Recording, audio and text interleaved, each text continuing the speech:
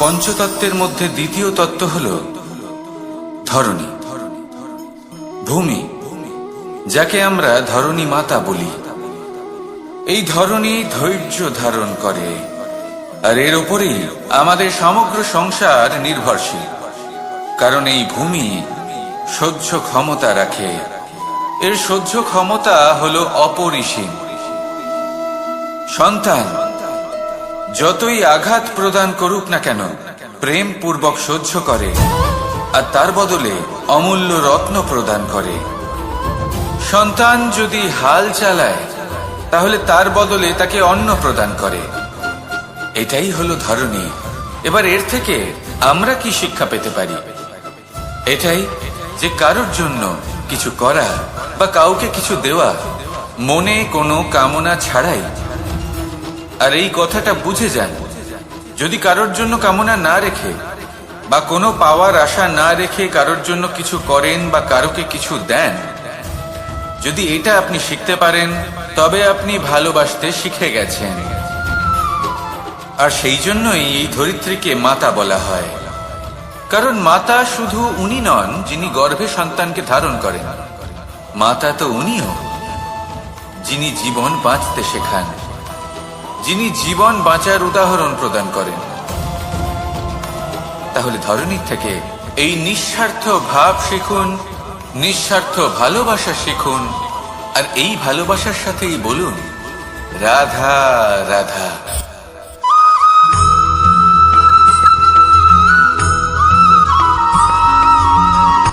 কথায় আছে, অন্ধকারে প্রদীপ প্রজ্বলিত করলে চতুর্দিক আলোকিত হয়। কিন্তু যদি এই প্রদীপ আমি সূর্যের আলোর সম্মুখে সকালবেলায় প্রজ্বলিত করে রেখে দিই, তাহলে কি হবে? আপনি বলবেন যে এটা করে তো কোনো লাভই হলো না। সূর্যের প্রকাশের সামনে এই প্রদীপ আসলে কিছুই নয়। এবার এই চিন্তা ভাবনা প্রত্যেক দিন করতে হবে, আর একটা অমূল্য শিক্ষা পেতে হবে। মনে করুন যে আপনি মহাপুরুষের সামনে বসে আছেন, কোনো মহাজ্ঞানীর সামনে। তাহলে সেই ব্যক্তির সামনে নিজের জ্ঞানের প্রদীপ প্রজ্বলিত করবেন না, নীরব থাকুন, আর সেই ব্যক্তির সূর্যের প্রকাশের মতো জ্ঞান প্রাপ্ত করুন। যতটা পারবেন জ্ঞান লাভ করুন। যদি এমন কোনো সময়, এমন কোনো স্থানে আপনি আছেন যেখানে চতুর্দিক অন্ধকার, কারোর কাছেই জ্ঞান নেই, সেখানে নিজের জ্ঞানের প্রদীপ প্রজ্বলিত করুন। এমন করলে দুদিক থেকেই আপনার লাভ হবে। আপনার জ্ঞান প্রাপ্তিও হবে, আর জ্ঞানের সঠিক প্রয়োগও করতে পারবেন। আর এই মন প্রসন্ন হয়ে বলবে রাধা রাধা।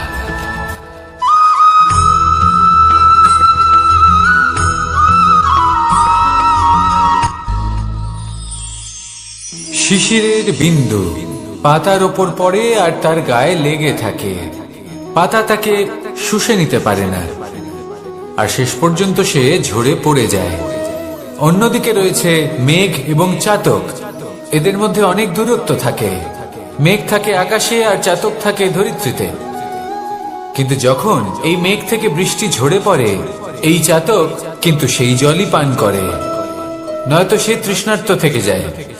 এবার অন্যদিকে দেখলাম শিশির বিন্দু আর পাতার এই সম্পর্ক।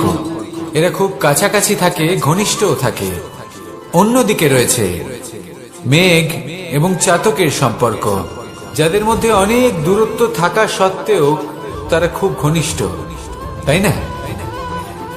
এই সারমর্ম খুব সরল। এই নৈকট্য, এই দূরত্ব, তা আপনার সম্পর্কে প্রভাব কিছুতেই ফেলতে পারে না। এই নৈকট্য, এই দূরত্ব, এইসব হলো শুধুমাত্র মনের ব্যাপার। কখনো আপনি অনুভব করেছেন আপনি কারোর থেকে অনেক অনেক দূরে আছেন, অনেক দূরে আছেন, তাও সেই ব্যক্তির প্রতি আপনি টান অনুভব করেন। সেখানে আপনি কারোর সাথে প্রত্যেক দিন অতিবাহিত করেন, সমস্ত জীবন অতিবাহিত করেন, সব থেকে বেশি সময় তার সাথে অতিবাহিত করেন, তাও তার প্রতি সেই টান অনুভব করেন না। এই সংকেত হলো মনের দূরত্বের। তাহলে মনের এই দূরত্ব দূর করুন আর আমার সাথে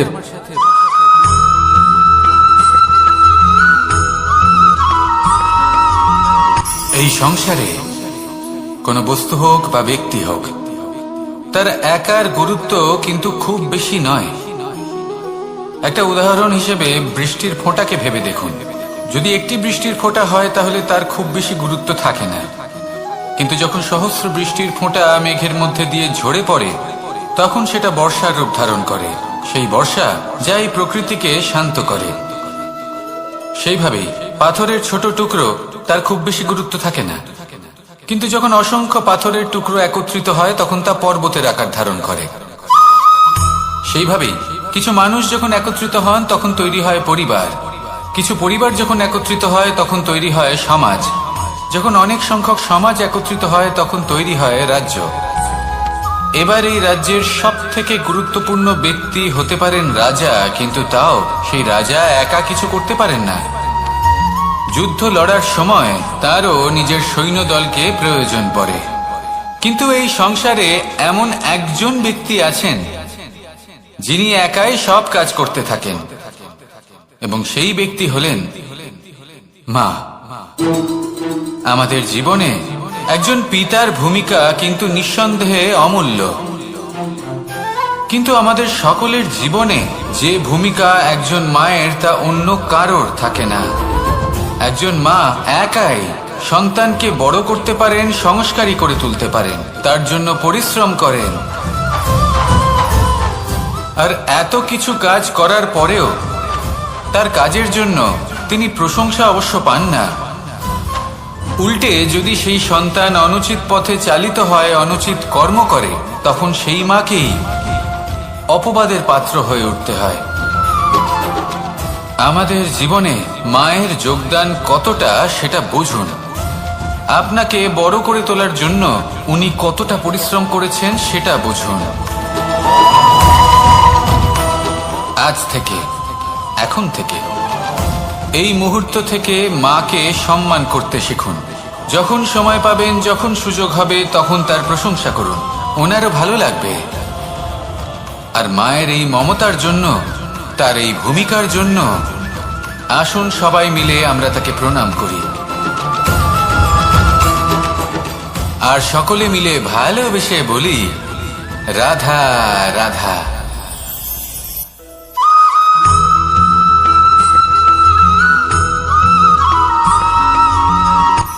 এই সংসারে সাফল্য লাভ করার জন্য জ্ঞানের প্রয়োজন হয়, পরিশ্রমের প্রয়োজন হয়, দৃঢ় নিষ্ঠার প্রয়োজন হয়, নিরন্তর চেষ্টা করা প্রয়োজনীয়। কিন্তু আরো কিছু আছে যা অত্যন্ত প্রয়োজনীয় এবং গুরুত্বপূর্ণ। তা হলো ভালো বন্ধু। তাদের থাকা অত্যন্ত প্রয়োজনীয়। যদি ভালো বন্ধু থাকে তাহলে সময় এলে তারা ঢাল হয়ে আপনাকে সুরক্ষা করবেন। সময় এলে অস্ত্রের মতো শত্রুকে সংহারও করবেন। যদি তিনি জ্ঞানী হন, তাদের মধ্যে সদ্গুণ থাকে, তাহলে এই সব গুণ আপনার মধ্যেও প্রবেশ করবে। তাহলে সাফল্যের জন্য ভালো বন্ধু পাওয়া অত্যন্ত প্রয়োজনীয়। কিন্তু শুধু বন্ধু কেন, ভালো শত্রুও থাকা প্রয়োজনীয়। এবার আপনি ভাববেন, আমি কি বললাম? যদি আপনার জীবনেও ভালো অর্থাৎ শক্তিশালী শত্রু থাকে, তাহলে আপনিও শক্তিশালী হতে থাকবেন। এই শত্রু আপনাকে প্রেরিত করবে আরো বেশি শক্তিশালী হয়ে ওঠার। কখনো কোনো হরিণকে দেখুন, তীব্র গতিতে দৌড়তে থাকে। কেন তীব্র গতিতে দৌড়য়? এই কারণে নয় যে কোথাও তার জন্য মধুর ঘাস অপেক্ষা করে রয়েছে, না। সে এই কারণে তীব্র গতিতে দৌড়য় কারণ সেটা না করলে তার পেছনে একটি সিংহ আছে যে ওকে নিজের ভোজন করে ফেলবে। তাই জীবনে বিপদ, সংকট, এই সবকিছুও হলো অত্যন্ত গুরুত্বপূর্ণ। তার সম্মুখীন হতে শিখুন, আর আমার সাথে ভালোবেসে বলুন রাধা রাধা।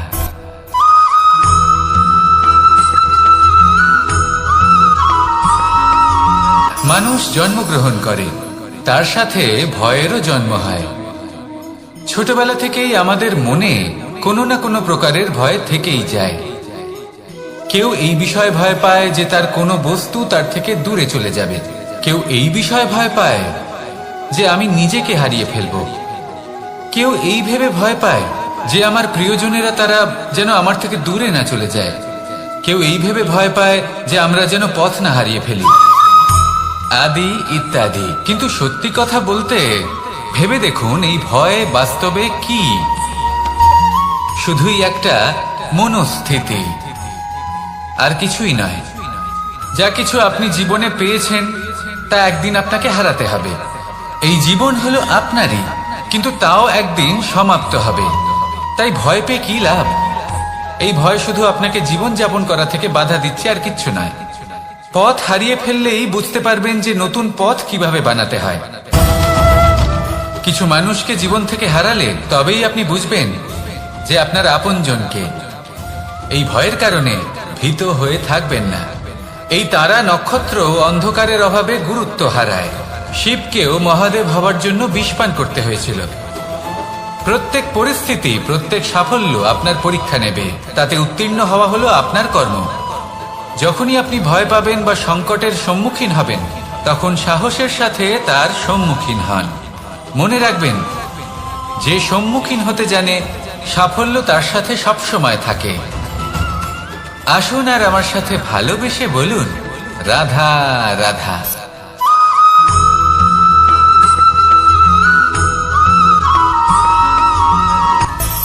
মানুষের মধ্যে একটা বিচিত্র প্রবৃত্তি থাকে, অন্য সকলের বিষয়ে, তাদের জীবনের বিষয়ে, তাদের ব্যক্তিত্বের বিষয়ে, তাদের ভবিষ্যতের বিষয়ে অনুমান করা। এটা হলো অনুচিত। কারোর অতীতকালকে দেখে লোকে ভবিষ্যৎ বলে দিতে পারেন, বর্তমানকে দেখে ভবিষ্যতের বিষয়ে অনুমান করে ফেলেন। উদাহরণ দিতে হলে বলবো, কোনো দাসকে দেখুন, ওকে দেখে লোকে বলে যে ওর ভবিষ্যৎ সেটাই হতে পারে, অনুমান করে ফেলেন। আর এই রাজাকে দেখুন, উনি তো কত সুখী হবেন, উনি তো জগতের সব থেকে অধিক সুখী মানুষ, কত সুখ সুবিধা আছে ওনার কাছে, ধারণা করে ফেলেন। তবে সত্য তো এটাই যে কারোর ব্যক্তিত্বের বিষয়ে, তাদের ভবিষ্যতের বিষয়ে আপনি পূর্ণ সত্য কখনোই বলতে পারবেন না, শুধু অনুমান করতে পারবেন। আর এই অনুমান করে সত্যি কোনো লাভ হয় না, কারণ এই কাল সেটা হলো অত্যন্ত শক্তিশালী। কালো থেকে কালোতর কয়লাকেও হিরেতে পরিণত করতে পারে, অনেক বড় বড় রাজাকেও বিদূষক বানিয়ে ফেলতে পারে এক মুহূর্তেই। তাহলে আপনি অনুমান করে কি লাভ? কি পেলেন অনুমান করে? সেই জন্য কারোর বিষয়ে কোনো অনুমান করবেন না, তার ভবিষ্যতের বিষয়ে অনুমান করতে যাবেন না, কারোর বিষয়ে কোনো ধারণা করে নেবেন না। কিছু করতে হলে ভালোবাসুন, সবার মধ্যে ভালোবাসা ছড়ান, সবার মধ্যে ধন্যাত্মক ভাব ছড়ান। এই মন প্রসন্ন হয়ে বলবে, রাধা রাধা।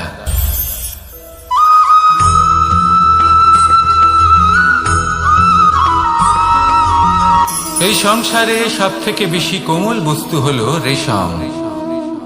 এই রেশম এতটাই কোমল হয় যে এর পুরো একটা থান শুধুমাত্র একটা হাতে ধরা সম্ভব।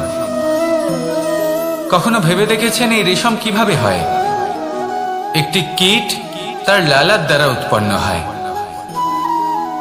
এই কীট সেই রেশমকে পাক দিতে থাকে, পাক দিতেই থাকে, আর আস্তে আস্তে তার মধ্যেই জড়িয়ে পড়ে।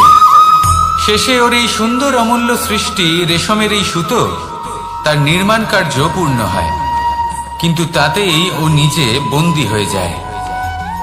নিজেরই মায়াজালের এই বন্দী গৃহে নিজেই ফেঁসে যায়। এবার এই সুতোকে ব্যবহারযোগ্য করে তোলার জন্য এই কীটগুলিকে এই কবচের সাথেই ফুটন্ত জলে ফেলে দেওয়া হয়।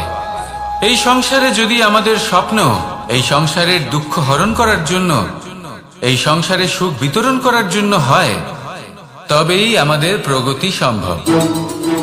যদি আমাদের এই স্বপ্ন শুধুই আমাদের এবং আমাদের স্বার্থ সিদ্ধির জন্য হয়, তাহলে এই স্বপ্ন আমাদের অন্ধ করে দেবে, আমাদের অন্ধকারের পথে নিয়ে যাবে, আর আমরাও সেই কীটের মতো হয়ে যাব।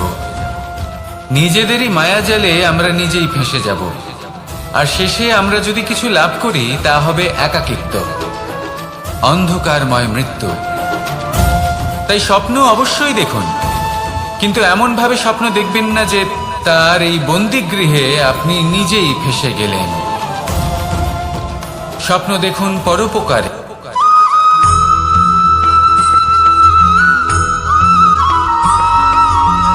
এই সংসারে প্রত্যেক মানুষ এটাই চান যে তিনি যেন ধনবান হন, আর্থিক অবস্থা তার ভালো থাকে, ওনার বাড়িতে লক্ষ্মীর আগমন হয়। কিন্তু সেটা হবে কি করে, সেটাই হলো প্রশ্ন। কেউ বলেন যে যদি পরিশ্রম করো তাহলে ধন অর্জন সম্ভব, কেউ বলেন যে যদি বিদ্যা লাভ হয় তবেই ধন অর্জন সম্ভব, কেউ বলেন যে যদি বলশালী হও তবেই সম্পন্ন থাকবে। ভালো কথা, যদি তাই হয়ে থাকে, তবে দিনমজুর সারা দিন পরিশ্রম করেন, তিনি কেন ধনী হন না? অনেকজন বিদ্বান মানুষ আছেন এই সংসারে, তারা কেন ধনবান হন না? অনেক সংখ্যক বলশালী ব্যক্তি আছেন, তাদের কাছে ধন নেই কেন? তাদের কেন ধনের অভাব হয়? আবার এমনও কিছু মানুষ আছেন যারা পরিশ্রম করেন, তারা দিনমজুর, কিন্তু তারা ধন অর্জন করতে পারেন। কিছু বিদ্বান ব্যক্তি আছেন যাদের কাছে অধিক মাত্রায় ধন রয়েছে, কয়েকজন বলশালী ব্যক্তি রয়েছেন যাদের কাছে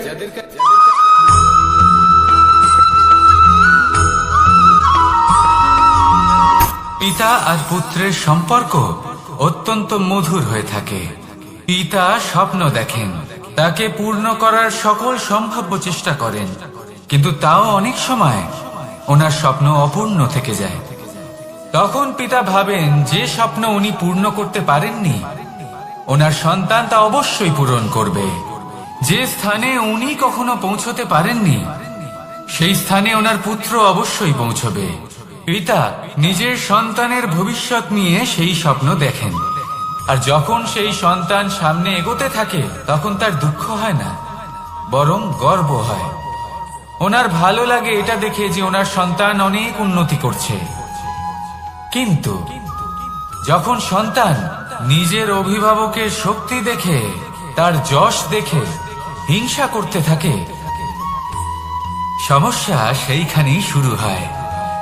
সেই জন্য সকল সন্তানকে এটা মনে রাখতে হবে, দেখুন, পুত্র হবার সুবাদে, এক সন্তান হবার সুবাদে এটা হলো আপনার অধিকার যে আপনি আপনার পিতার থেকে বেশি উন্নতি করবেন। আপনার পিতাও এটাই চান, কিন্তু সুস্থভাবে এটা করুন। একটা রেখা টেনে নিন যাতে আপনি তাতে এগোতে পারেন আর আপনার পিতার তাতে গর্ববোধ হয়, আর সেই বিষয়ে দুঃখ না হয় যে আমার সন্তান আমাকেই ছোট করার চেষ্টা করছে। ইতিহাস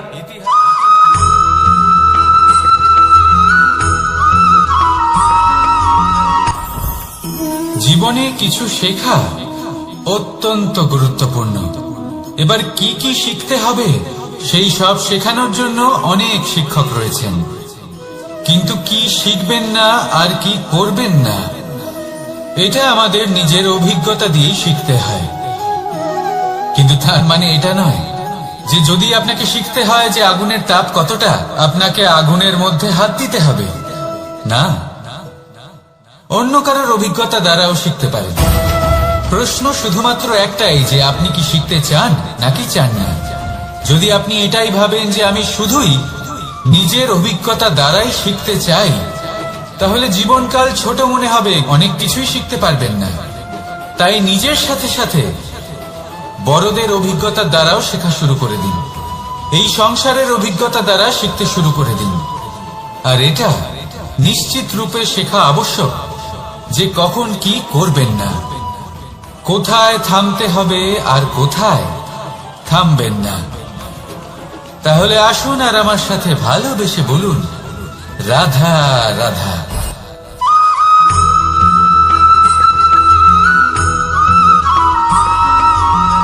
এই সংসারে সব থেকে বেশি কোমল বস্তু হলো রেশম।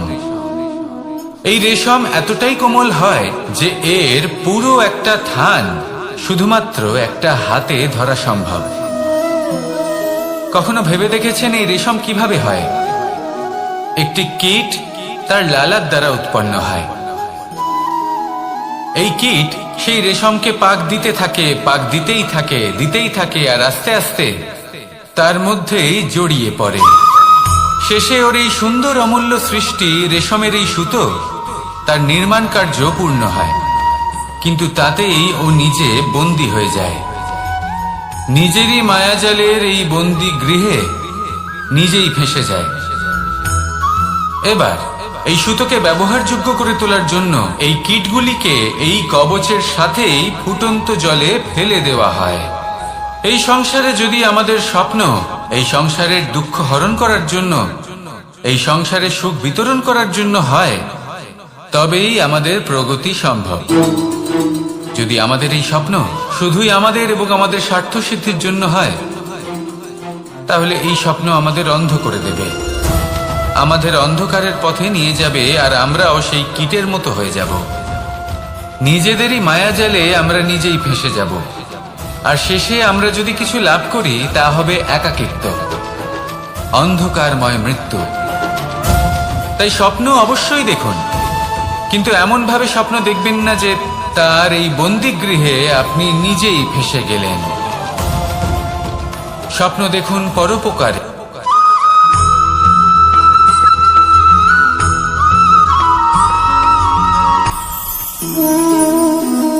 শক্তি এক অত্যন্ত বিচিত্র বস্তু, বা বলতে পারেন অনুভূতি।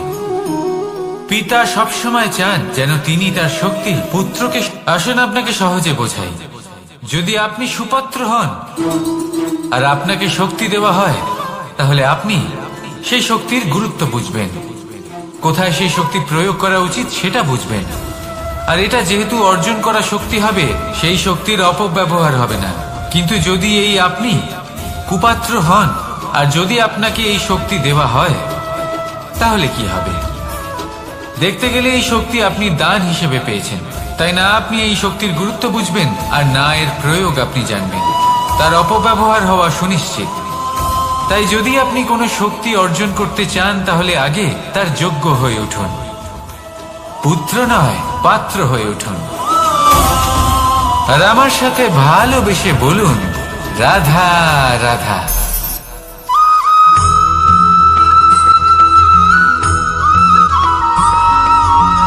এই সংসারে প্রত্যেক মানুষ এটাই চান যে তিনি যেন ধনবান হন, আর্থিক অবস্থা তার ভালো থাকে, ওনার বাড়িতে লক্ষ্মীর আগমন হয়। কিন্তু সেটা হবে কি করে, সেটাই হলো প্রশ্ন। কেউ বলেন যে যদি পরিশ্রম করো তাহলে ধন অর্জন সম্ভব, কেউ বলেন যে যদি বিদ্যা লাভ হয় তবেই ধন অর্জন সম্ভব, কেউ বলেন যে যদি বলশালী হও তবেই সম্পন্ন থাকবে। ভালো কথা, যদি তাই হয়ে থাকে, তবে দিনমজুর সারা দিন পরিশ্রম করেন, তিনি কেন ধনী হন না? অনেকজন বিদ্বান মানুষ আছেন এই সংসারে, তারা কেন ধনবান হন না? অনেক সংখ্যক বলশালী ব্যক্তি আছেন, তাদের কাছে ধন নেই কেন? তাদের কেন ধনের অভাব হয়? আবার এমনও কিছু মানুষ আছেন যারা পরিশ্রম করেন, তারা দিনমজুর, কিন্তু তারা ধন অর্জন করতে পারেন। কিছু বিদ্বান ব্যক্তি আছেন যাদের কাছে অধিক মাত্রায় ধন রয়েছে। কয়েকজন বলশালী ব্যক্তি রয়েছেন যাদের কাছে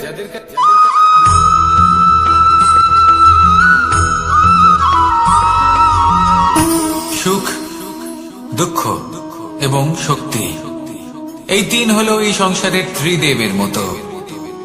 আমাদের জীবনে যা কিছু ঘটছে এই তিনটির ভিত্তির উপরেই হচ্ছে।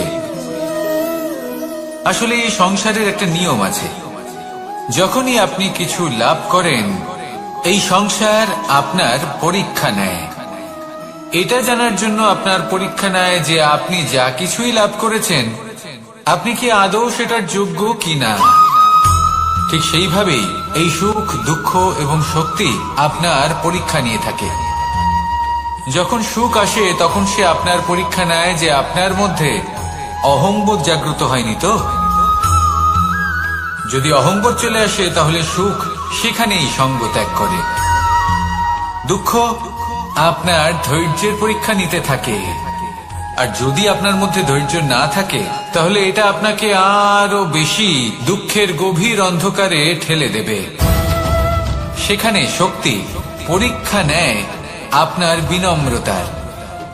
যদি আপনি বিনম্র না হন, তাহলে হয় এই শক্তি আপনার সঙ্গ ত্যাগ করবে, নয় এই শক্তি বিনম্রতার অভাবে আপনার পতনের কারণ হতে পারে।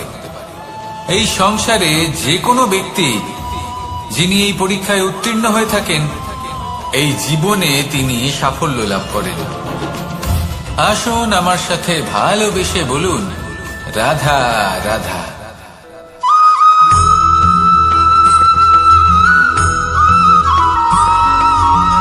পঞ্চতত্ত্বের মধ্যে দ্বিতীয় তত্ত্ব হল ধরণী, ভূমি, যাকে আমরা ধরণী মাতা বলি। এই ধরণী ধৈর্য ধারণ করে, আর এর উপরেই আমাদের সমগ্র সংসার নির্ভরশীল। কারণ এই ভূমি সহ্য ক্ষমতা রাখে, এর সহ্য ক্ষমতা হলো অপরিসীম। সন্তান যতই আঘাত প্রদান করুক না কেন, প্রেম পূর্বক সহ্য করে, আর তার বদলে অমূল্য রত্ন প্রদান করে। সন্তান যদি হাল চালায়, তাহলে তার বদলে তাকে অন্ন প্রদান করে। এটাই হলো ধরণী। এবার এর থেকে আমরা কি শিক্ষা পেতে পারি? এটাই যে কারোর জন্য কিছু করা বা কাউকে কিছু দেওয়া মনে কোনো কামনা ছাড়াই। আর এই কথাটা বুঝে যান, যদি কারোর জন্য কামনা না রেখে বা কোনো পাওয়ার আশা না রেখে কারোর জন্য কিছু করেন বা কারোকে কিছু দেন, যদি এটা আপনি শিখতে পারেন, তবে আপনি ভালোবাসতে শিখে গেছেন। আর সেই জন্যই এই ধরিত্রীকে মাতা বলা হয়। কারণ মাতা শুধু উনি নন যিনি গর্ভে সন্তানকে ধারণ করেন, মাতা তো উনিও যিনি জীবন বাঁচতে শেখান, যিনি জীবন বাঁচার উদাহরণ প্রদান করেন। তাহলে ধরণীর থেকে এই নিঃস্বার্থ ভাব শিখুন, নিঃস্বার্থ ভালোবাসা শিখুন, আর এই ভালোবাসার সাথেই বলুন রাধা রাধা।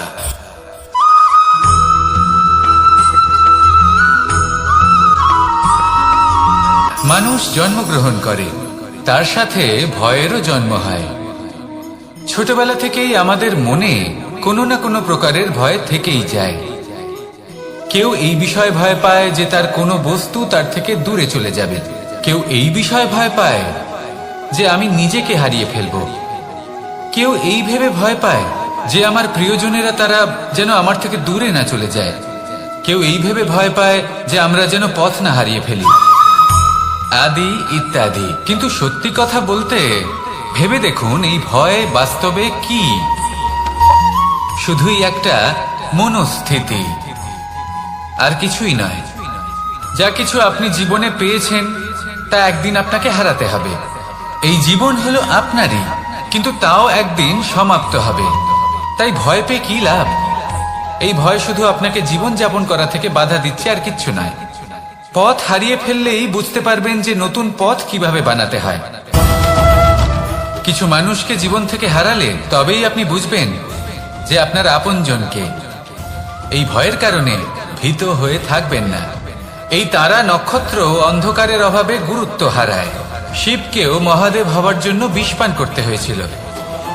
প্রত্যেক পরিস্থিতি, প্রত্যেক সাফল্য আপনার পরীক্ষা নেবে, তাতে উত্তীর্ণ হওয়া হলো আপনার কর্ম। যখনই আপনি ভয় পাবেন বা সংকটের সম্মুখীন হবেন, তখন সাহসের সাথে তার সম্মুখীন হন। মনে রাখবেন, যে সম্মুখীন হতে জানে, সাফল্য তার সাথে সবসময় থাকে। আসুন আর আমার সাথে ভালোবেসে বলুন রাধা রাধা।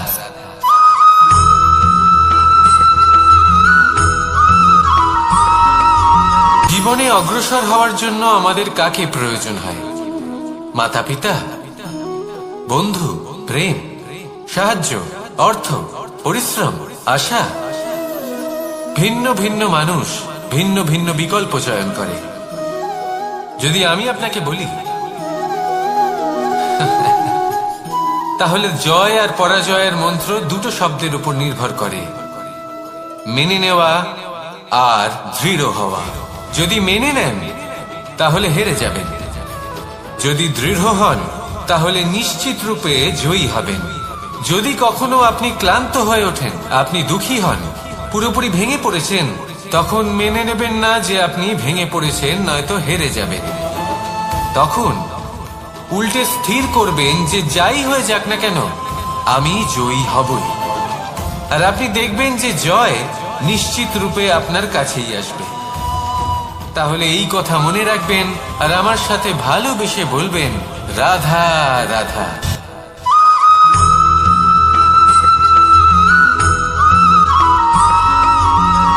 এই সংসারে কোনো বস্তু হোক বা ব্যক্তি হোক, তার একার গুরুত্ব কিন্তু খুব বেশি নয়। একটা উদাহরণ হিসেবে বৃষ্টির ফোঁটাকে ভেবে দেখুন। যদি একটি বৃষ্টির ফোঁটা হয় তাহলে তার খুব বেশি গুরুত্ব থাকে না, কিন্তু যখন সহস্র বৃষ্টির ফোঁটা মেঘের মধ্যে দিয়ে ঝরে পড়ে তখন সেটা বর্ষার রূপ ধারণ করে। সেই বর্ষা যা এই প্রকৃতিকে শান্ত করে। সেইভাবেই পাথরের ছোট টুকরো তার খুব বেশি গুরুত্ব থাকে না, কিন্তু যখন অসংখ্য পাথরের টুকরো একত্রিত হয় তখন তা পর্বতের আকার ধারণ করে। সেইভাবেই কিছু মানুষ যখন একত্রিত হন তখন তৈরি হয় পরিবার, কিছু পরিবার যখন একত্রিত হয় তখন তৈরি হয় সমাজ, যখন অনেক সংখ্যক সমাজ একত্রিত হয় তখন তৈরি হয় রাজ্য। এবার এই রাজ্যের সব থেকে গুরুত্বপূর্ণ ব্যক্তি হতে পারেন রাজা, কিন্তু তাও সেই রাজা একা কিছু করতে পারেন না। যুদ্ধ লড়ার সময় তারও নিজের সৈন্যদলকে প্রয়োজন পড়ে। কিন্তু এই সংসারে এমন একজন ব্যক্তি আছেন যিনি একাই সব কাজ করতে থাকেন, এবং সেই ব্যক্তি হলেন মা। আমাদের জীবনে একজন পিতার ভূমিকা কিন্তু নিঃসন্দেহে অমূল্য, কিন্তু আমাদের সকলের জীবনে যে ভূমিকা একজন মায়ের তা অন্য কারোর থাকে না। একজন মা একাই সন্তানকে বড় করতে পারেন, সংস্কারী করে তুলতে পারেন, তার জন্য পরিশ্রম করেন। আর এত কিছু কাজ করার পরেও তার কাজের জন্য তিনি প্রশংসা অবশ্য পান না। উল্টে যদি সেই সন্তান অনুচিত পথে চালিত হয়, অনুচিত কর্ম করে, তখন সেই মাকেই অপবাদের পাত্র হয়ে উঠতে হয়। আমাদের জীবনে মায়ের যোগদান কতটা সেটা বুঝুন। আপনাকে বড় করে তোলার জন্য উনি কতটা পরিশ্রম করেছেন সেটা বুঝুন। আজ থেকে, এখন থেকে, এই মুহূর্ত থেকে মাকে সম্মান করতে শিখুন। যখন সময় পাবেন, যখন সুযোগ হবে, তখন তার প্রশংসা করুন, ওনারও ভালো লাগবে। আর মায়ের এই মমতার জন্য, তার এই ভূমিকার জন্য আসুন সবাই মিলে আমরা তাকে প্রণাম করি, আর সকলে মিলে ভালোবেসে বলি, রাধা রাধা।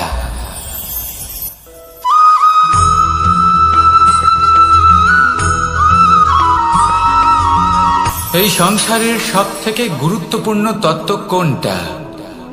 প্রথম হলো সময়। জন্ম থেকে মৃত্যু পর্যন্ত এই যে সময়, এটাই তো হলো জীবন। দ্বিতীয় হলো জীবন, যাতে আমরা সময়ের সদ্ব্যবহার করি, শ্রেষ্ঠ থেকে শ্রেষ্ঠতর কাজ করার চেষ্টা করি। বহু বছরের এই পরম্পরা, এই সংস্কৃতিকে এগিয়ে নিয়ে যাওয়ার চেষ্টা করি। এই সংসারে আমরা অংশগ্রহণ করতে চেষ্টা করি। তৃতীয় হলো ধন, সেই ধন যা প্রত্যেক ব্যক্তি অর্জন করতে চেষ্টা করেন। এবার এই তিনটি তত্ত্বের মধ্যে একটা সামঞ্জস্য আছে, সমান ব্যাপার আছে, সে ধনই হোক বা সময় হোক বা হোক জীবন। আর সেই সমান ব্যাপার হলো যে যদি আপনি এটা গণনা করতে থাকেন তাহলে তা কমতে থাকে, যদি আপনি এটা ব্যবহার করেন তাহলে তা বাড়তে থাকে। একে সংগঠিত করে রাখতে চেষ্টা করলে এ হাত থেকে ফসকে যায়, কিন্তু যদি আপনি একে সামলে রাখতে শিখে যান তাহলে এমন কাজ করবেন যাতে সংসারের সাথে সাথে পরবর্তী প্রজন্ম লাভবান হবে। যদি কিছু শিখতে চান তাহলে সামলাতে শিখুন, গণনা করা বা সংগঠিত করা নয়। আসুন আর আমার সাথে ভালোবেসে বলুন, রাধা রাধা।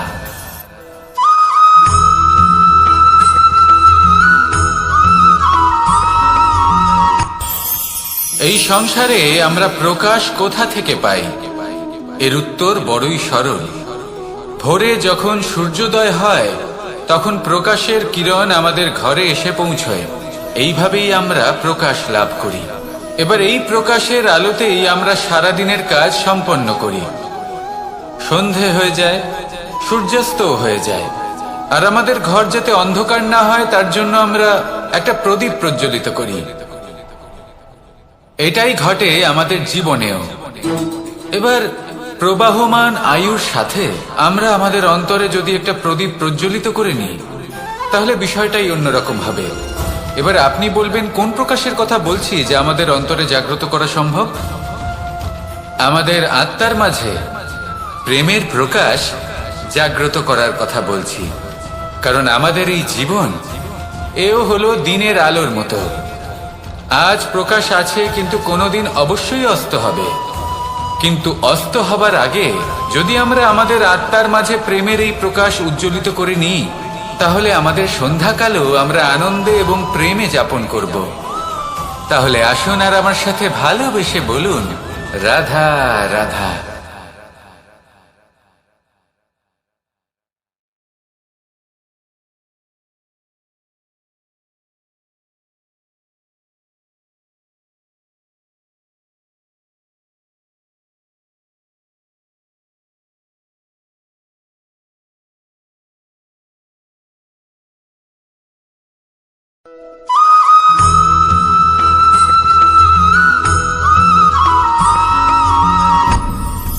আপনি কি কখনো কোনো জলের ধারা দেখেছেন?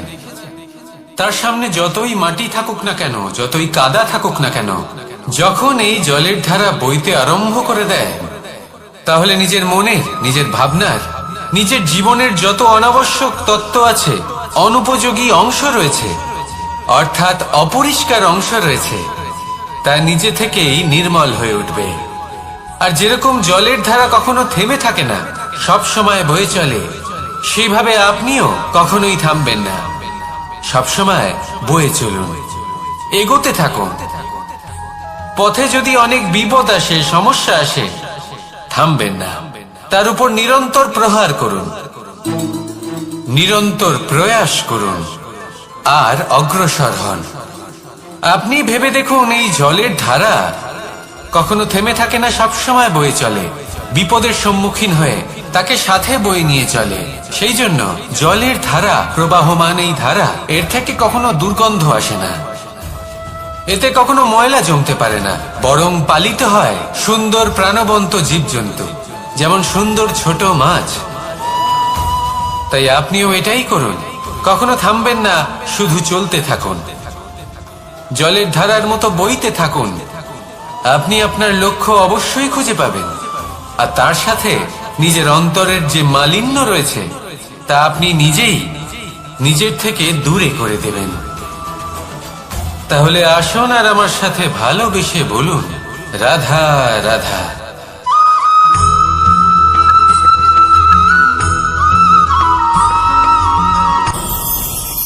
ভয়ের সাথে আমরা সবাই পরিচিত, কষ্টও আমরা সবাই পেয়েছি। কখনো কখনো আমরা অসুস্থ হয়ে পড়ি, আর এমন সময় হলে মাতার মমতা, কখনো বাবার স্নেহ, কখনো বন্ধুদের পাশে থাকার অনুভূতি আমাদের রোগ নিরাময়ে সাহায্য করে। কখনো যদি আমরা নিরাশ হয়ে পড়ি, তখন যদি আমাদের কোনো আপনজন আমাদের দুটো ভালো কথা বলে, তখন আমাদের মনোবল বেড়ে যায়। ঠিক তেমন সংসারের এই রঙ্গমঞ্চে যদি আপনি পীড়িত অনুভব করেন, কিছু শুভ কথা আলোচনা করুন, কিছু স্তুতি গান করুন, কিছু মুহূর্তের জন্য হলেও নিজের ইষ্টদেবের কথা স্মরণ করুন আর প্রার্থনা করুন। সাহস বাড়বে, শক্তিও বৃদ্ধি পাবে এবং সামনে এগিয়ে চলার পথও দেখতে পাবেন। তখন এই মন প্রসন্ন হয়ে বলবে, রাধা রাধা।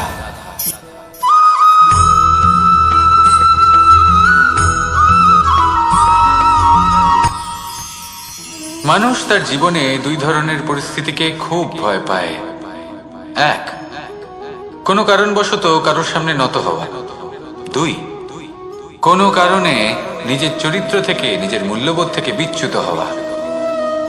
এবার কেন হয় এরকম যে কথায় কথায় কারোর সামনে নত হতে হয়?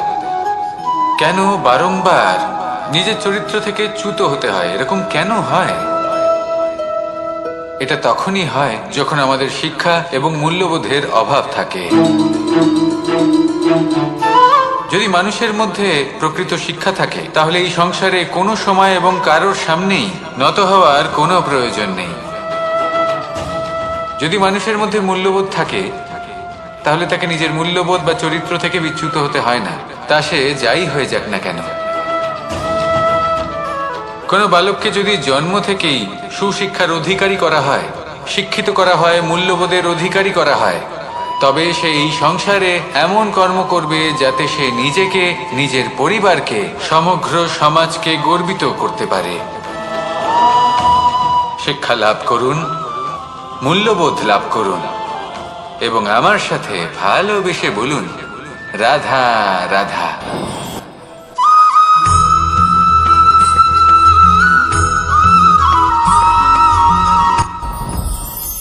সাথী। সাথী এই শব্দটির ব্যাখ্যা কে কিভাবে করে?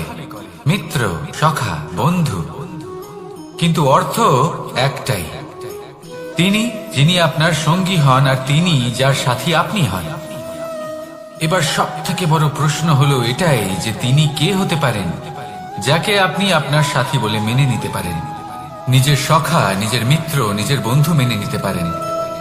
আপনার সাথী হলেন তিনি যিনি দুঃখের সময় আপনার পাশে থাকবেন, আপনার হাত ধরে থাকবেন। আপনার সাথী হলেন তিনি যার হাত আপনি নিজের সুখের দিনে ধরে থাকবেন। সেই সাথীরই হাত ধরুন যিনি দুঃখে সবসময় আপনাকে সাহায্য করার জন্য তৎপর হয়ে থাকেন, আপনার পাশে থাকেন, আর যাকে সুখের দিনে আপনি আপনার সাথে রাখতে পারেন। আর যখন আপনার সাথে আপনার এই সাথী থাকবে তখন আপনি এটা বুঝবেন যে যখন জীবনে দুঃখ আসে তখন এই দুঃখ কমে যায়, সবার মধ্যে ভাগ হয়ে যায়। আর যদি তখন সুখ আসে তাহলে সেটা সবার উপস্থিতিতে আরো বেড়ে যায়। এটাই হলো প্রেম, এটাই হলো ভালোবাসা, এটাই হলো সঙ্গ। যেমন সম্পর্ক আমার আর রাধার মাঝে। তাহলে আসুন আর আমার সাথে ভালোবেসে বলুন, রাধা রাধা।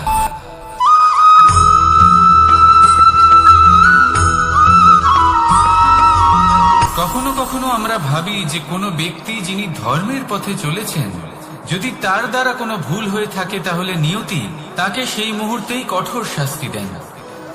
কিন্তু সেই সব মানুষ যারা সংসারের সব থেকে বড় অধর্মী, বহু নিকৃষ্ট মানের কাজ করেন, তাদের নিয়তি অনেক সুযোগ দেন। তাদের নিয়তি এরকম কঠোর প্রহার করেন না। এই ভাবনা কখনো না কখনো মনে আসেই। ভেবে দেখুন কেন? আসলে জীবনকে বেশিরভাগ মানুষ একভাবেই দেখে থাকেন, বিভিন্ন স্তরে একে দেখা উচিত। এবার আপনি বলুন, এই সংসারে কোনো অধর্মী কখনো প্রেরণার উৎস হতে পারেন? কখনোই নয়। যে মানুষ নিজের আত্মাকে মলিন করে ফেলেছেন, তিনি এই সংসারকে কিভাবে প্রেরণা যোগাবেন? উনি নিজেই বুঝতে পারেন না কোনটা করা উচিত, ধর্ম কোনটা। তাই নিয়তি তাকে একটা সুযোগ দেন, এটা বোঝার সুযোগ দেন যে কোনটা উচিত, কোনটা ধর্ম। সুযোগ দেন নিজের বিবেক জাগিয়ে তোলার, তাকে সুযোগ দেন নিজের অন্তরাত্মার ডাক শোনার। যখন তাতেও কাজ হয় না, তখন নিয়তির কাছে একটাই পথ বাকি থাকে, আর তা হল মহাবিনাশ। মহাবিনাশ হয়তো দেরিতেই আসতে পারে, কিন্তু তা অবশ্যই আসবে। আর যখন মহাবিনাশ আসে তখন মহাবিনাশের যন্ত্রণা সমগ্র মানব জীবনের যন্ত্রণার থেকে অনেক বেশি হয়। এই কথাটা সবসময় মনে রাখবেন। আর অন্যদিকে যে মানুষ ধর্মের পথে চলছেন, তার দ্বারা যদি কোনো ভুল হয়ে থাকে তখন নিয়তি তার পরীক্ষা নেন। কিছুক্ষণের জন্য মানুষের মনে হতে পারে নিয়তি তাকে কঠোর শাস্তি দিয়েছেন,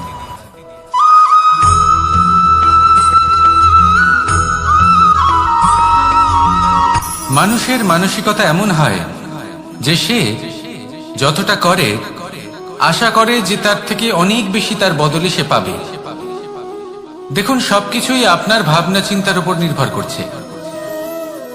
আপনি যদি ফলের বিষয়ে ভেবে কর্ম করতে থাকেন তাহলে সেটা অনুচিত। জীবনের আসল আনন্দ হলো নিজের কর্ম করতে থাকা, ফলের চিন্তা করা উচিত নয়। যদি আপনি এরকম ভাবেন যে আমি এতটা করছি, আমার এতটা পাওয়া উচিত, সেই ভাবনা অনুচিত। যদি আপনি সেবার মানসিকতা নিয়ে কর্ম করতে থাকেন, কর্মচক্রে প্রবাহিত হন, যদি আপনি এমন ভাবনা রাখেন যে আমি এতটা পাচ্ছি তাই এর থেকে অনেক বেশি আমি কর্ম করব, তাহলে নিশ্চিত রূপে আপনি যতটা করছেন তার থেকে অনেক বেশি আপনি পাবেন, আপনার আশার থেকে অনেক বেশি আপনি পাবেন। শুধু জীবনে অনেক বেশি কাজ করতে থাকুন, ফলের চিন্তা করবেন না। আর মনে রাখবেন, এই ভাবনাই সব থেকে বড় বীজ। কর্মের উপর বিশ্বাস রাখুন, জীবনে যা যা আপনি চান সবই সুখময় হবে। আসুন আর আমার সাথে ভালোবেসে বলুন, রাধা রাধা।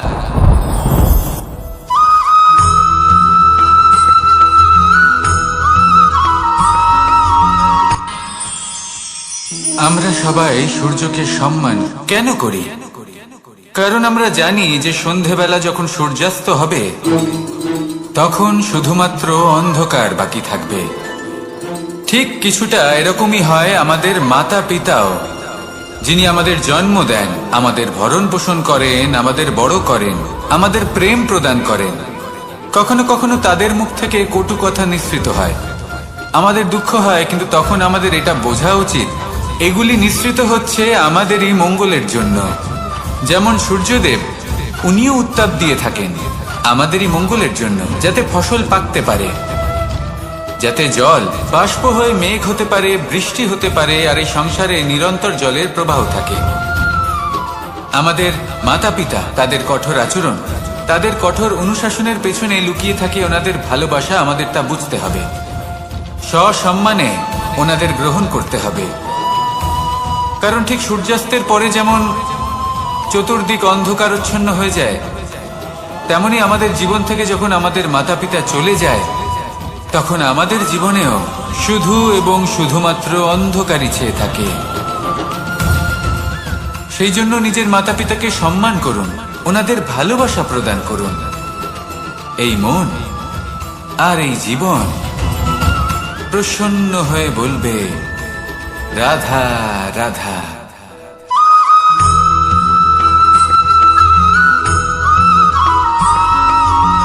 এই সংসারে কখনো কোনো ব্যক্তিকে তার বাইরের পোশাক দেখে বিচার করার চেষ্টা করবেন না, এটা খুব বড় ভুল করবেন।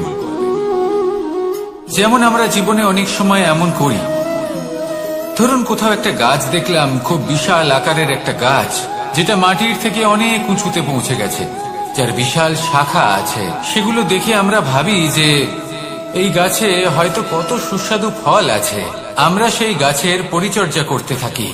আবার অন্যদিকে হলো একটি তৃণ, যেটা মাটি থেকে কিছুটা উঁচুতে পৌঁছেছে, কিন্তু সেই তৃণর নিচে, মাটির নিচে অত্যন্ত সুস্বাদু ফল বা সবজি জন্ম নেয়, যা আমাদের স্বাস্থ্যের পক্ষে অত্যন্ত উপকারী। সেই জন্য কখনো আবরণ দেখে কাউকে বিচার করতে চেষ্টা করবেন না। তার বদলে এটা বোঝার চেষ্টা করুন যে আপনার সামনে যে ব্যক্তি আছে বা বস্তু আছে তার বিশেষত্ব কি। যদি এই বিশেষত্ব বোঝার ক্ষমতা আপনি অর্জন করেন, যদি এই শিল্প আপনি নিজের ভেতরে জাগ্রত করেন, তাহলে এই সংসারে বিশেষত্ব কি সেটা আপনি জানতে পারবেন। আর এই সমস্ত খেলা দৃষ্টি থেকে নয়, দৃষ্টিভঙ্গি থেকে জন্ম নেয়। দৃষ্টিভঙ্গি সবসময় শুভ রাখুন আর আমার সাথে ভালোবেসে বলুন, রাধা রাধা।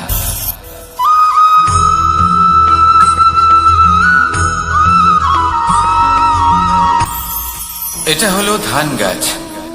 এর থেকে যে চাল উৎপন্ন হয় তা মানুষ গ্রহণ করেন। আর এটা কি?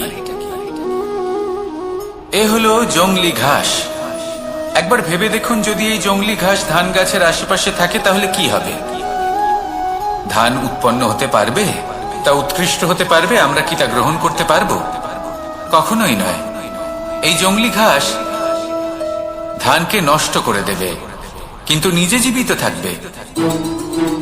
এটাই হলো আজকের শিক্ষা। এই সংসারে যদি আপনি নীতির পথে চলতে চান, উচিত কর্ম করতে চান, সংসারকে সেবা করতে চান, তাহলে জংলি ঘাসের মতো ব্যক্তিদের থেকে সবসময় দূরে থাকতে হবে। সেই ব্যক্তি যারা দুর্নীতি এবং মিথ্যা দ্বারা পরিপূর্ণ, যাদের ব্যবহার অশুভ, যাদের অনেক অশুভ গুণ রয়েছে, তারা সঠিক নয়। সেই সকল ব্যক্তি যাদের চরিত্র অত্যন্ত দুষ্ট হয়, তারা হয় শুভ চরিত্রের ব্যক্তিকে একদম নষ্ট করে দেয়, নয় নিজের মতো বানিয়ে তোলে। তাই যদি আপনি নীতির পথে চলতে চান, এই সংসারের জন্য শুভ কর্ম করতে চান, তাহলে সেই সঙ্গ লাভ করুন যে সঙ্গ জ্ঞানে পরিপূর্ণ, যাদের মধ্যে অনেক গুণ আছে, যাদের থেকে প্রতিদিন কিছু শিখতে পারবেন, এমন ব্যক্তির সাথে জীবন অতিবাহিত করুন। দুরাচারীদের থেকে দূরে থাকুন, তবেই এই মন প্রসন্ন হয়ে বলবে, রাধা রাধা।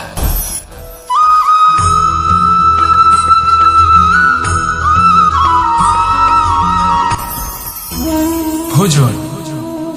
এবার ভোজন সংগ্রহ করার জন্য মানুষ কি না করেন, সব সময় চেষ্টা করতে থাকেন। ফসল উৎপাদনের জন্য অনেক পরিশ্রম করতে থাকেন, কিন্তু অনেক সময় অনেক পরিশ্রম করার পরেও ফসল ভালো উৎপাদন হয় না। এর কারণ কি? কারণ হলো এটাই যে আপনি পরিশ্রম হয়তো অনেক করেছেন, কিন্তু আপনার নজর তো সেই বীজের দিকে ছিলই না যা আপনি রোপণ করেছেন। সেই জন্য সব সময় কোনো বীজ রোপণ করার আগে তাকে পরখ করে দেখুন, তা অত্যন্ত আবশ্যক। আর সেইভাবেই যখনই কোনো কর্মের প্রশ্ন আসে, তাহলে সেখানে শুধুমাত্র পরিশ্রম যথেষ্ট নয়। সেই কাজের প্রতি আপনার কর্তব্য কি, আপনার উদ্দেশ্য কি, সেটা জানা হলো অত্যন্ত গুরুত্বপূর্ণ। তাই কর্ম করুন, কিন্তু সেই কর্মের প্রতি আপনার যা উদ্দেশ্য তার মাহাত্ম্য বুঝতে চেষ্টা করুন। তাহলে আসুন আমার সাথে ভালোবেসে বলুন, রাধা রাধা।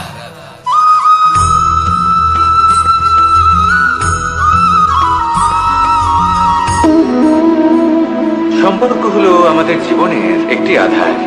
কিছু সম্পর্ক এমন যে আমরা জন্মসূত্রে লাভ করি, যেমন পরিবার, মা, বাবা। কিছু সম্পর্ক আছে যে আমরা জীবনে অর্জন করে থাকি, তা সে প্রেমের হোক, স্নেহের হোক বা বন্ধুত্বের। এই সকল সম্পর্ক লাভ করার বা গড়ে তোলার 5টি ধাপ রয়েছে। প্রথম ধাপ, কোনো ব্যক্তির সাথে আলাপ হওয়া, তার সাথে কথা বলা বা তাকে দেখা। দ্বিতীয় ধাপ, সে ব্যক্তিকে আমাদের ভালো লাগা। তৃতীয় ধাপ, আমাদের এটা চাইতে শুরু করা যে জীবনে এই ব্যক্তি যেন আমাদের বন্ধু হন, আমাদের জীবনে থাকেন, বা আমাদের কাউকে ভালোবেসে ফেলা। আর এটা আমাদের ভাবা বা চাওয়া যে সেই ব্যক্তি যেন আজীবন আমার সাথে থাকেন, আমার জীবনে আমার সাথী হয়ে। চতুর্থ ধাপ, লাভ করা। এবার এই ধাপটি অনেক মানুষের পক্ষেই খুবই সরল হয়, বড়ই সরলভাবে নিজেদের সঙ্গীকে লাভ করে থাকেন। কিছু মানুষের জন্য এই ধাপ অত্যন্ত কঠিন হয়ে থাকে। অনেক প্রতিকূল পরিস্থিতির উপর জয়লাভ করে তারা সঙ্গীকে লাভ করেন, কিন্তু লাভ অবশ্যই করেন। এরপরে আসে পঞ্চম, অন্তিম এবং সব থেকে গুরুত্বপূর্ণ ধাপ। সেটা হলো সেই সম্পর্ক পালন করা। এটা হলো এমন এক বিষয় যা প্রত্যেক মানুষের শেখা উচিত। যদি ব্যক্তি নিজের জীবনে সম্পর্ক রক্ষা করতে শিখে যান, তবে প্রত্যেক সম্পর্ক তার জীবনকে স্বর্গ করে তুলবে। আসুন আর আমার সাথে ভালোবেসে বলুন, রাধা রাধা।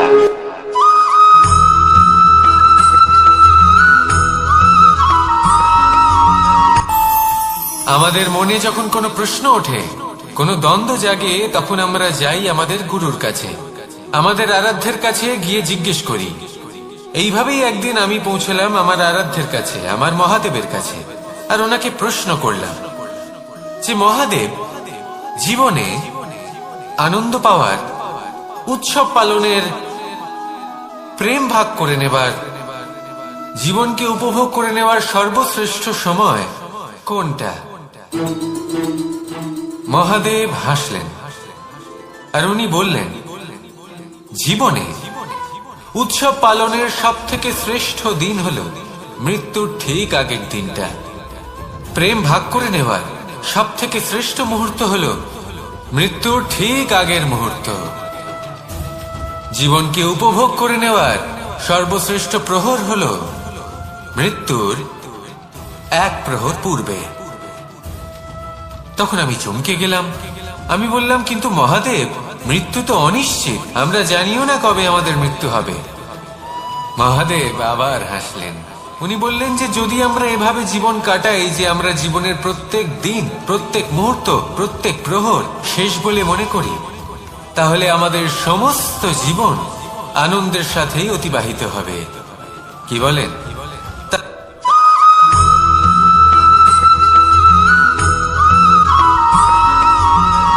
এই সংসারে কোনো বস্তু হোক বা ব্যক্তি হোক, তার একার গুরুত্ব কিন্তু খুব বেশি নয়। একটা উদাহরণ হিসেবে বৃষ্টির ফোঁটাকে ভেবে দেখুন। যদি একটি বৃষ্টির ফোঁটা হয় তাহলে তার খুব বেশি গুরুত্ব থাকে না, কিন্তু যখন সহস্র বৃষ্টির ফোঁটা মেঘের মধ্যে দিয়ে ঝরে পড়ে, তখন সেটা বর্ষার রূপ ধারণ করে। সেই বর্ষা যা এই প্রকৃতিকে শান্ত করে। সেইভাবেই পাথরের ছোট টুকরো, তার খুব বেশি গুরুত্ব থাকে না, কিন্তু যখন অসংখ্য পাথরের টুকরো একত্রিত হয় তখন তা পর্বতের আকার ধারণ করে। সেইভাবেই কিছু মানুষ যখন একত্রিত হন তখন তৈরি হয় পরিবার, কিছু পরিবার যখন একত্রিত হয় তখন তৈরি হয় সমাজ, যখন অনেক সংখ্যক সমাজ একত্রিত হয় তখন তৈরি হয় রাজ্য। এবার এই রাজ্যের সব থেকে গুরুত্বপূর্ণ ব্যক্তি হতে পারেন রাজা, কিন্তু তাও সেই রাজা একা কিছু করতে পারেন না। যুদ্ধ লড়ার সময় তারও নিজের সৈন্যদলকে প্রয়োজন পড়ে। কিন্তু এই সংসারে এমন একজন ব্যক্তি আছেন যিনি একাই সব কাজ করতে থাকেন, এবং সেই ব্যক্তি হলেন মা। আমাদের জীবনে একজন পিতার ভূমিকা কিন্তু নিঃসন্দেহে অমূল্য, কিন্তু আমাদের সকলের জীবনে যে ভূমিকা একজন মায়ের তা অন্য কারোর থাকে না। একজন মা একাই সন্তানকে বড় করতে পারেন, সংস্কারী করে তুলতে পারেন, তার জন্য পরিশ্রম করেন। আর এত কিছু কাজ করার পরেও তার কাজের জন্য তিনি প্রশংসা অবশ্য পান না। উল্টে যদি সেই সন্তান অনুচিত পথে চালিত হয়, অনুচিত কর্ম করে, তখন সেই মাকেই অপবাদের পাত্র হয়ে উঠতে হয়। আমাদের জীবনে মায়ের যোগদান কতটা সেটা বুঝুন। আপনাকে বড় করে তোলার জন্য উনি কতটা পরিশ্রম করেছেন সেটা বুঝুন। আজ থেকে, এখন থেকে, এই মুহূর্ত থেকে মাকে সম্মান করতে শিখুন। যখন সময় পাবেন, যখন সুযোগ হবে, তখন তার প্রশংসা করুন, ওনারও ভালো লাগবে।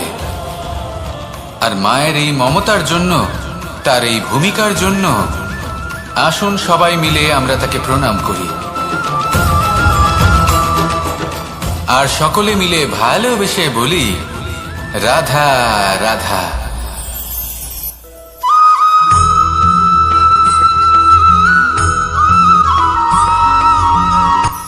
এই সংসারে সাফল্য লাভ করার জন্য জ্ঞানের প্রয়োজন হয়, পরিশ্রমের প্রয়োজন হয়, দৃঢ় নিষ্ঠার প্রয়োজন হয়, নিরন্তর চেষ্টা করা প্রয়োজনীয়। কিন্তু আরো কিছু আছে যা অত্যন্ত প্রয়োজনীয় এবং গুরুত্বপূর্ণ। তা হলো ভালো বন্ধু। তাদের থাকা অত্যন্ত প্রয়োজনীয়। যদি ভালো বন্ধু থাকে তাহলে সময় এলে তারা ঢাল হয়ে আপনাকে সুরক্ষা করবেন। সময় এলে অস্ত্রের মতো শত্রুকে সংহারও করবেন। যদি তিনি জ্ঞানী হন, তাদের মধ্যে সদ্গুণ থাকে, তাহলে এই সব গুণ আপনার মধ্যেও প্রবেশ করবে। তাহলে সাফল্যের জন্য ভালো বন্ধু পাওয়া অত্যন্ত প্রয়োজনীয়। কিন্তু শুধু বন্ধু কেন, ভালো শত্রুও থাকা প্রয়োজনীয়। এবার আপনি ভাববেন, আমি কি বললাম?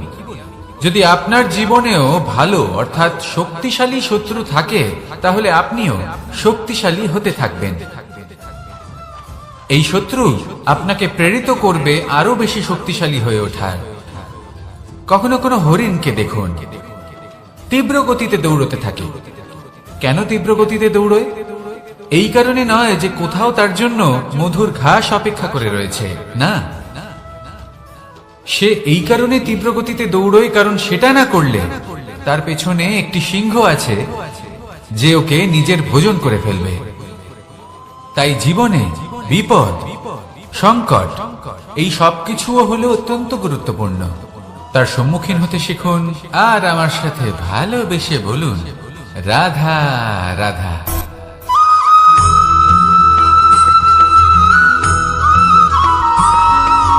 কথায় আছে, প্রত্যেক পুত্র তার পিতার প্রতিচ্ছবি হয়, আর সমস্ত প্রতিচ্ছবি চায় যেন সে তার অস্তিত্ব প্রাপ্ত করতে পারে। পুত্র চায় সে যেন তার পিতার মতো হয়, বা কখনো কখনো তার থেকেও শ্রেষ্ঠ হয়। সেটা কোনো অনুচিত ব্যাপার নয়।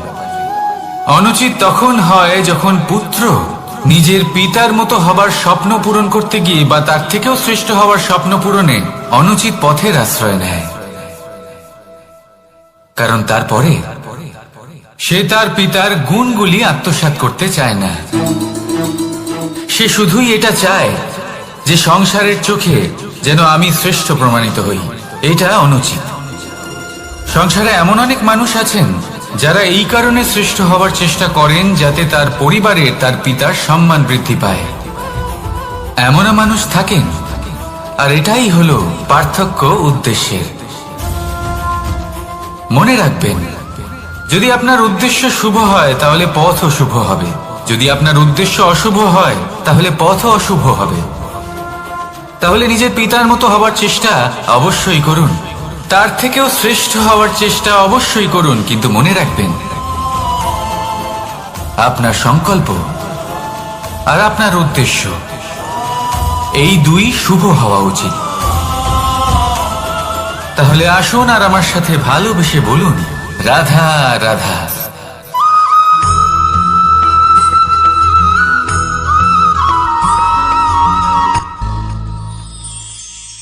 শিশিরের বিন্দু পাতার ওপর পড়ে আর তার গায়ে লেগে থাকে। পাতা তাকে শুষে নিতে পারে না, আর শেষ পর্যন্ত সে ঝরে পড়ে যায়। অন্যদিকে রয়েছে মেঘ এবং চাতক। এদের মধ্যে অনেক দূরত্ব থাকে।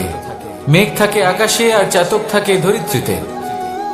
কিন্তু যখন এই মেঘ থেকে বৃষ্টি ঝরে পড়ে, এই চাতক কিন্তু সেই জলই পান করে, নয়তো সে তৃষ্ণার্ত থেকে যায়।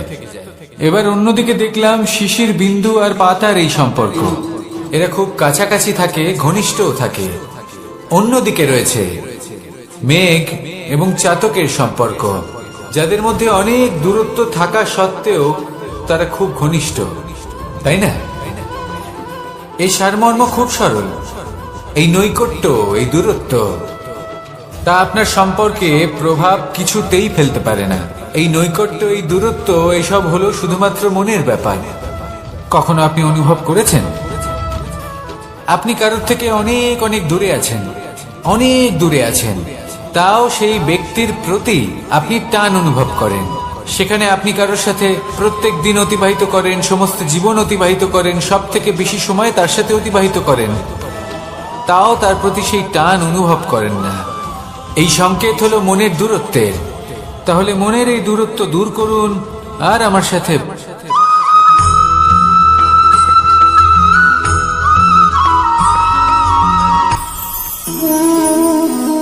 শক্তি এক অত্যন্ত বিচিত্র বস্তু, বা বলতে পারেন অনুভূতি। পিতা সবসময় চান যেন তিনি তার শক্তি পুত্রকে। আসুন আপনাকে সহজে বোঝাই। যদি আপনি সুপাত্র হন আর আপনাকে শক্তি দেওয়া হয়, তাহলে আপনি সেই শক্তির গুরুত্ব বুঝবেন, কোথায় সেই শক্তি প্রয়োগ করা উচিত সেটা বুঝবেন।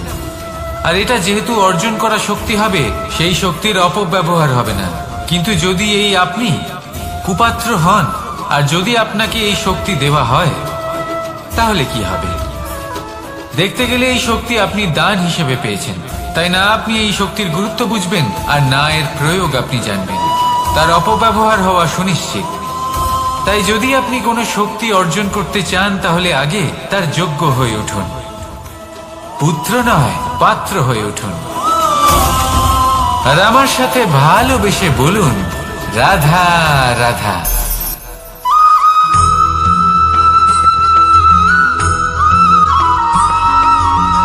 ভালো, শুধু ওনাদের কঠোর ব্যবহার দেখলে আমরা একটু ভয় পেয়ে যাই।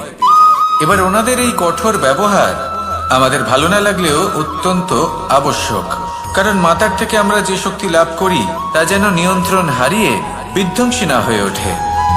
আমরা যেন কোনো কুপথে না চলে যাই, আমরা কখনো যেন দোষ না করে ফেলি। শুধু সেই জন্য পিতা এবং গুরু একটু কঠোর হয়ে ওঠেন, এবং ওনাদের এই কঠোর আচরণ ভবিষ্যতে গিয়ে আমরা অবশ্যই বুঝতে পারি।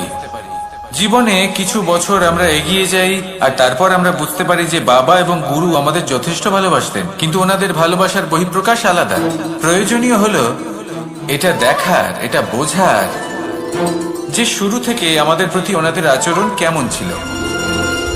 ওনাদের কঠোর হওয়ার পেছনে ওনাদের ভালোবাসাটা বোঝার চেষ্টা করুন, ওনাদের চিন্তাটা বোঝার চেষ্টা করুন, ওনাদের পথপ্রদর্শনের আড়ালে আপনার ভবিষ্যতের জন্য যে পরিকল্পনা ওনারা করেছেন সেটা বোঝার চেষ্টা করুন। তখন আপনারা বুঝতে পারবেন ওনাদের ভালোবাসাকে। আপনার মনের মধ্যে আপনা থেকেই ওনাদের প্রতি সম্মান জেগে উঠবে। নিজের পিতা এবং নিজের গুরু এই দুজনের প্রতি কৃতজ্ঞতা প্রকাশ করুন আর আমার সাথে ভালোবেসে বলুন, রাধা রাধা।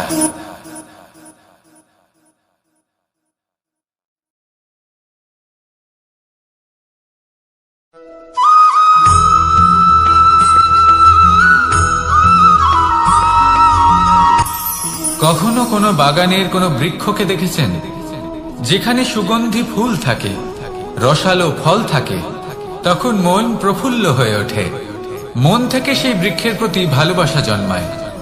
কিন্তু যিনি বাগানের মালিক, শুধুমাত্র তিনিই জানেন যে কিভাবে এই বৃক্ষকে আগলে রাখতে হয়, কিভাবে তার পরিচর্যা করলে এতে সুন্দর সুগন্ধি ফুল হবে, রসালো ফল হবে। কখনো কখনো প্রয়োজনের থেকে বেশি রোদ পেলে এই বৃক্ষগুলি শুকিয়ে যায়, প্রয়োজনের থেকে কম রোদ পেলেও এই বৃক্ষ কিন্তু শুকিয়ে যায়। প্রয়োজনের থেকে কম জল যদি পায়, এই বৃক্ষ শুকিয়ে যেতে পারে। প্রয়োজনের থেকে অতিরিক্ত জল যদি পায়, তখনও এই বৃক্ষের শিকড়গুলি নষ্ট হয়ে যেতে পারে। এবার এটাই কিন্তু আমাদের সংসারের সাথেও হয়। আমাদের সংসারের সকল প্রতিভাশালী ব্যক্তি, যেমন লেখক, বিচারক, প্রবক্তা, যোদ্ধা, এদের সবার ক্ষেত্রে এই কথাটাই প্রযোজ্য। যদি বেশি প্রশংসা করা হয় তাহলেও এরা হারিয়ে যাবেন।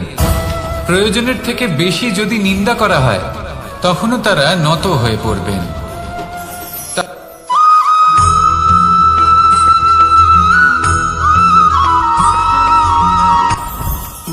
জীবনের কিছু শেখা অত্যন্ত গুরুত্বপূর্ণ। এবার কি কি শিখতে হবে সেই সব শেখানোর জন্য অনেক শিক্ষক রয়েছেন, কিন্তু কি শিখবেন না আর কি করবেন না এটা আমাদের নিজের অভিজ্ঞতা দিয়ে শিখতে হয়। কিন্তু তার মানে এটা নয় যে যদি আপনাকে শিখতে হয় যে আগুনের তাপ কতটা, আপনাকে আগুনের মধ্যে হাত দিতে হবে। না, অন্য কারোর অভিজ্ঞতা দ্বারাও শিখতে পারেন। প্রশ্ন শুধুমাত্র একটাই যে আপনি কি শিখতে চান নাকি চান না। যদি আপনি এটাই ভাবেন যে আমি শুধুই নিজের অভিজ্ঞতা দ্বারাই শিখতে চাই, তাহলে জীবনকাল ছোট মনে হবে, অনেক কিছুই শিখতে পারবেন না। তাই নিজের সাথে সাথে বড়দের অভিজ্ঞতা দ্বারাও শেখা শুরু করে দিন। এই সংসারের অভিজ্ঞতা দ্বারা শিখতে শুরু করে দিন।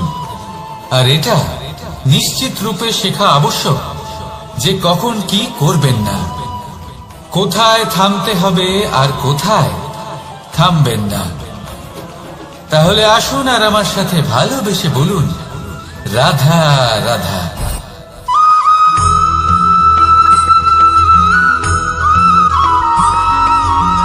এই সংসারে সব থেকে বেশি কোমল বস্তু হলো রেশম। এই রেশম এতটাই কোমল হয় যে এর পুরো একটা থান শুধুমাত্র একটা হাতে ধরা সম্ভব। কখনো ভেবে দেখেছেন এই রেশম কিভাবে হয়? একটি কীট তার লালার দ্বারা উৎপন্ন হয়। এই কীট সেই রেশমকে পাক দিতে থাকে, পাক দিতেই থাকে আর আস্তে আস্তে তার মধ্যেই জড়িয়ে পড়ে। শেষে ওর এই সুন্দর অমূল্য সৃষ্টি রেশমের এই সুতো তার নির্মাণ কার্য পূর্ণ হয়, কিন্তু তাতেই ও নিজে বন্দী হয়ে যায়। নিজেরই মায়াজালের এই বন্দী গৃহে নিজেই ফেঁসে যায়। এবার এই সুতোকে ব্যবহারযোগ্য করে তোলার জন্য এই কীটগুলিকে এই কবচের সাথেই ফুটন্ত জলে ফেলে দেওয়া হয়। এই সংসারে যদি আমাদের স্বপ্ন এই সংসারের দুঃখ হরণ করার জন্য, এই সংসারে সুখ বিতরণ করার জন্য হয়, তবেই আমাদের প্রগতি সম্ভব। যদি আমাদের এই স্বপ্ন শুধুই আমাদের এবং আমাদের স্বার্থ সিদ্ধির জন্য হয়, তাহলে এই স্বপ্ন আমাদের অন্ধ করে দেবে, আমাদের অন্ধকারের পথে নিয়ে যাবে, আর আমরাও সেই কীটের মতো হয়ে যাব। নিজেদেরই মায়াজালে আমরা নিজেই ফেঁসে যাব। আর শেষে আমরা যদি কিছু লাভ করি তা হবে একাকিত্ব, অন্ধকারময় মৃত্যু। তাই স্বপ্ন অবশ্যই দেখুন, কিন্তু এমন ভাবে স্বপ্ন দেখবেন না যে তার এই বন্দিগৃহে আপনি নিজেই ফেঁসে গেলেন। স্বপ্ন দেখুন পরোপকারে।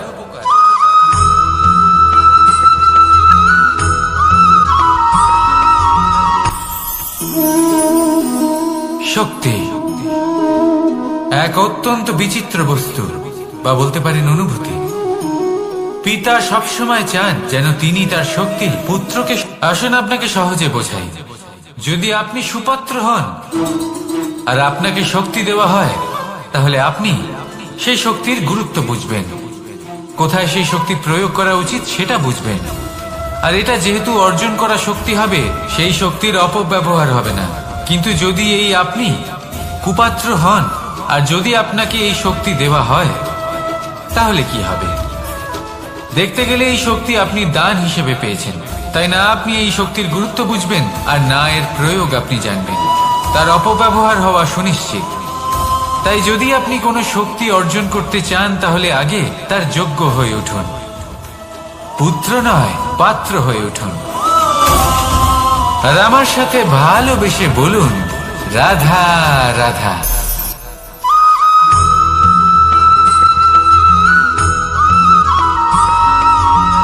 এই সংসারে প্রত্যেক মানুষ এটাই চান যে তিনি যেন ধনবান হন, আর্থিক অবস্থা তার ভালো থাকে, ওনার বাড়িতে লক্ষ্মীর আগমন হয়। কিন্তু সেটা হবে কি করে, সেটাই হলো প্রশ্ন। কেউ বলেন যে যদি পরিশ্রম করো তাহলে ধন অর্জন সম্ভব, কেউ বলেন যে যদি বিদ্যা লাভ হয় তবেই ধন অর্জন সম্ভব, কেউ বলেন যে যদি বলশালী হও তবেই সম্পন্ন থাকবে।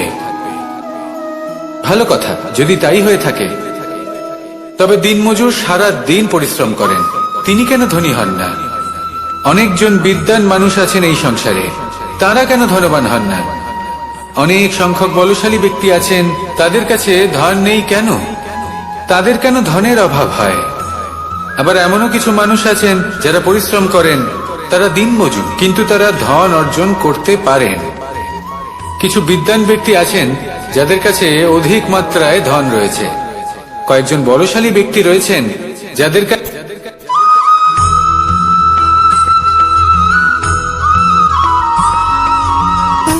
সুখ, দুঃখ এবং শক্তি, এই তিন হলো এই সংসারের ত্রিদেবের মতো। আমাদের জীবনে যা কিছু ঘটছে এই তিনটির ভিত্তির উপরেই হচ্ছে। আসলে এই সংসারের একটা নিয়ম আছে, যখনই আপনি কিছু লাভ করেন, এই সংসার আপনার পরীক্ষা নেয়। এটা জানার জন্য আপনার পরীক্ষা নেয় যে আপনি যা কিছুই লাভ করেছেন, আপনি কি আদৌ সেটার যোগ্য কিনা। ঠিক সেইভাবেই এই সুখ, দুঃখ এবং শক্তি আপনার পরীক্ষা নিয়ে থাকে। যখন সুখ আসে তখন সে আপনার পরীক্ষা নেয় যে আপনার মধ্যে অহংবোধ জাগ্রত হয়নি তো। যদি অহংবোধ চলে আসে তাহলে সুখ সেখানেই সঙ্গ ত্যাগ করে। দুঃখ আপনার ধৈর্যের পরীক্ষা নিতে থাকে, আর যদি আপনার মধ্যে ধৈর্য না থাকে তাহলে এটা আপনাকে আরো বেশি দুঃখের গভীর অন্ধকারে ঠেলে দেবে। সেখানে শক্তি পরীক্ষা নেয় আপনার বিনম্রতার। যদি আপনি বিনম্র না হন, তাহলে হয় এই শক্তি আপনার সঙ্গ ত্যাগ করবে, নয় এই শক্তি বিনম্রতার অভাবে আপনার পতনের কারণ হতে পারে। এই সংসারে যে কোনো ব্যক্তি যিনি এই পরীক্ষায় উত্তীর্ণ হয়ে থাকেন, এই জীবনে তিনি সাফল্য লাভ করেন। আসুন আমার সাথে ভালোবেসে বলুন, রাধা রাধা।